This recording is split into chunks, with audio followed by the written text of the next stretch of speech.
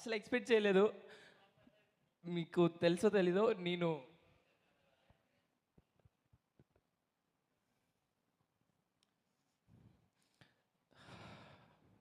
మీకు తెలుసో తెలీదన్న, ఫలక్నామా దాస్ చేసేటప్పుడు నేను ఫలక్నామా దాస్ సినిమా చేసేటప్పుడు నేను అలా అలా ఒక మూలకుండి మిమ్మల్ని దూరం నుండి అలా చూశాను.